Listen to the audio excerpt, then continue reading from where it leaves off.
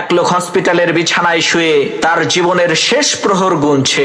এদিকে তার পরিবারের লোকজন আর হসপিটালের একজন নার্স তার বিছানার পাশে দাঁড়িয়ে আছে। এমত অবস্থায় মৃত্যু শয্যায় শুয়ে থাকা ওই ব্যক্তি তার বড় ছেলেকে কাছে ডেকে বলল, বাবা, ঢাকার গুলশানের আলিশান 10টা বাড়ি আমি তোমাকে দিয়ে গেলাম। এরপর তার একমাত্র মেয়েকে কাছে ডেকে বলল, মারে, বনানীর 5টা ডুপ্লেক্স বাড়ি আমি তোমাকে দিলাম।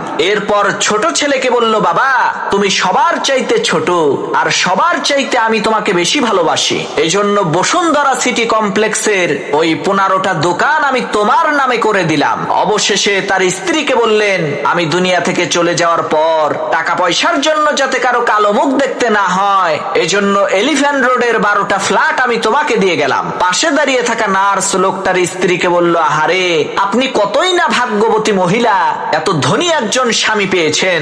মৃত্যুর আগে আপনার স্বামী আপনাদেরকে কত ধনসম্পদ দিয়ে যাচ্ছে। নার্সের এই কথা শুনে লোকটার স্ত্রী বলল, কি সব যাতা বলেন, কিসের ধনী, কিসের সম্পত্তি? আমার স্বামী তো পেপার বিক্রেতা, সকাল সকাল পত্রিকা বিতরণ করার জন্য আমাদের সবাইকে লোকেশন ভাগ করে দিচ্ছে।